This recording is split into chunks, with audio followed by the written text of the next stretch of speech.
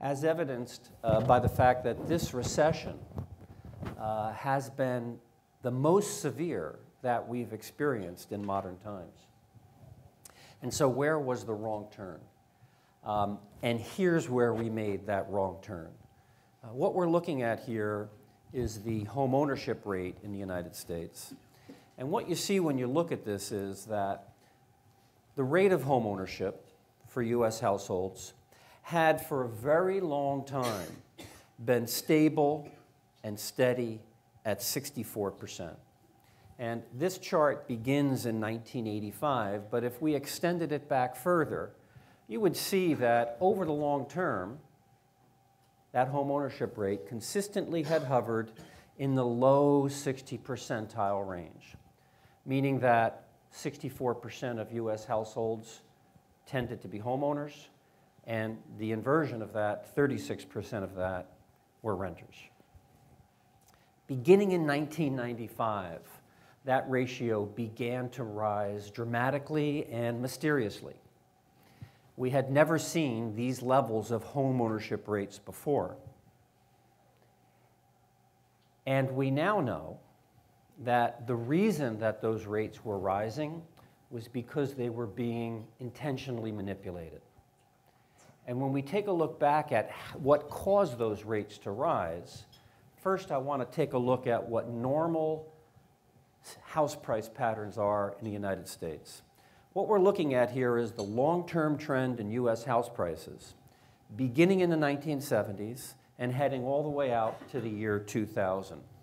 And when you look at that slide, what you'll see here is that it is part of the normal housing cycle for the market to go through these periodic freeze and thaw cycles, times during which house prices are rising, and then followed by periods during which the housing market cools off and prices level and stabilize, or in fact, begin to decline.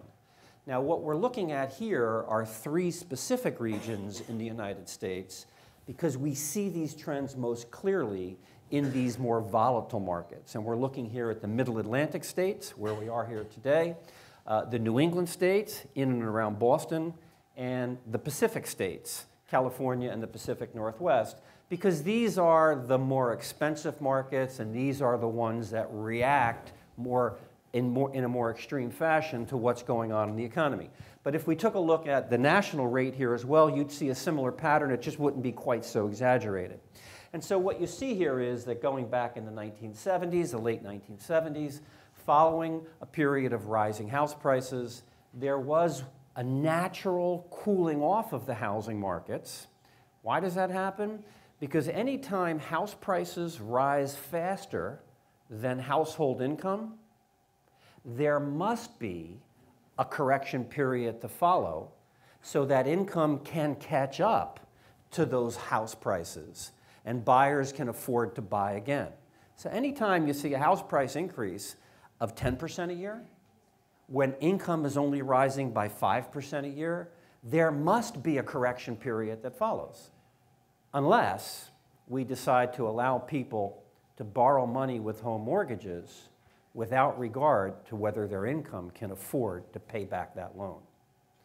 And so, as you can see where I'm heading, prior to the advent of subprime lending, the housing markets had a built-in efficiency that allowed them to correct themselves. Anytime income got too far ahead, it would need to slow. We saw it in the late 70s. We saw it during the sharp run-up in prices in the 1990s, which was followed by a slowdown and property decline in the late 80s and early 90s. Incidentally, does anybody know what drove that? That was a baby boom generation. The reason that we had that rise in demand was because 30 years prior, there was a surge in birth rates. Housing is directly tied to demographics. Anytime there's a surge in birth rates, 30 years later, home sales surge. Because 30 years later, young people have finished school, become young adults, starting families, and start to look for a place to raise their families and live their lives. And so there, we saw a surge in price. We got ahead of the rise in income, and there was a steeper correction. So the greater the imbalance, the deeper the correction that follows. Then, going from 1992 up through 2000, we had a similar pattern where house prices began to surge. This time they were surging because of the technology boom that was occurring in the United States, creating significant increases in household earnings and wealth. And then you can see, you can look at that and you can say, you know, when I look at these patterns and we got out to 2000, looks to me like it was time for another slowdown, another correction in the housing market. And in fact, that's correct, because if you look at this little graphic up here, it says that from 1992 to 2000, and incidentally, all of these line up with recessions, but the interesting part is that recessions don't cause housing slowdowns. It's housing slowdowns that cause recessions, because 70% of our economy is consumer-driven, and the largest component, the largest acquisition, purchase, expenditure that households make is on their housing, out of their total earnings, and housing ripples out through the entire economy. So when we got out to the year 2000, during this rise in house prices from 1992 to 2000, income over that entire 8-year period, U.S. household income, had risen by 14%. Just want you to just absorb that number for a second. 14% over 8 years, about 1.5% a year. I'm rounding, it's less than that. But house prices across the United States had risen by 33%, almost 3% a year. There was that imbalance. It was time for the housing market to cool. In fact, beginning in 2000 and early 2001, that slowdown was already happening. Fewer sales were occurring. Inventories were beginning to swell. Days on market were getting extended, and the home price increases had stopped. We were set for that next cooling, that balancing out in the housing market to restore housing affordability. As it turned out, it never happened. And the reason it didn't happen was on multiple levels. Beginning with, back in 1995, the government, our federal government, began to manipulate home ownership rates. Now, this is not a political statement. It happens that it was a Democrat that was president at that time. That was the Clinton administration. But I can tell you that our next president, George W. Bush, had an equal hand in this and turned up the heat on what the Clinton administration had begun. So it's not political. But in 1995, the Clinton administration made good on its campaign pledge to expand access, to increase access to credit for lower income households. It was part of his platform. And the way that was done, beginning in 1995, when we saw those home ownership rates start to edge up, and by the way, when you go from 64 to 69% in on a statistic like home ownership rate, that is a sea change. That is an enormous swing in home ownership.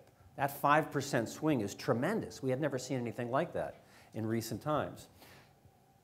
The way that they did that was, beginning in 1995, Clinton instructed HUD to mandate that Fannie and Freddie, do you know who I'm talking about when I say Fannie and Freddie? Begin to create a secondary market for subprime loans.